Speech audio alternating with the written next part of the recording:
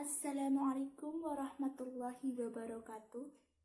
Asmanipun kawula Syifa Nadila Parahita. Nomor presensi kawula 3 doso gangsal saking kelas sedasa MIPA 3. Assalamualaikum warahmatullahi wabarakatuh.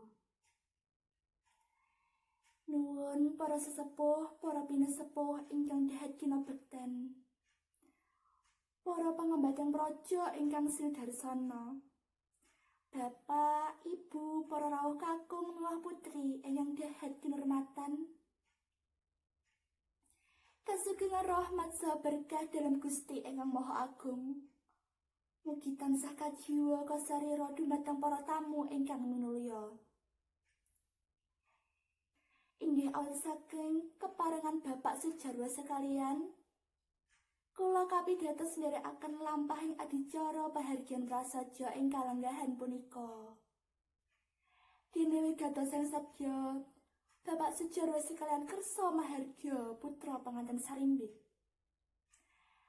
Inggih punika Roro Ayu Intan Puspitasari, putrinipun Bapak sejarwa kalian Ibu Namirah, saha Nak Mas Bagus Ageng Pambudi, putra kakungipun Bapak Sudarno kalian Ibu Astuti ingkang pidalem ing Desa Sumberjo. Awit saking pangestunipun para rawuh sedaya, putra kekalih sampun nindakaken akad nikah kanthi wilujeng.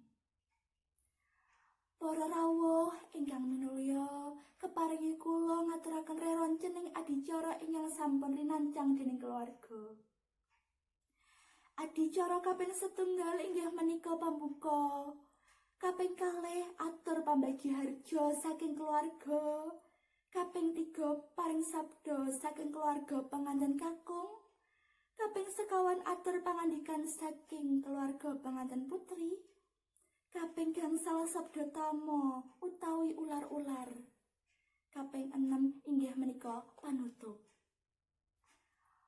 Para rawuh ingkang dahat kinurmatan, minangka pambukaning pahargyan menika sumangga kula nderekaken sesarengan maos basmalah.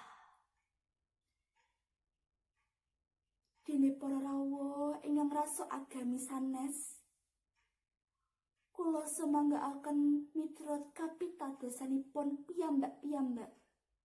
Sumangga kula nderekaken.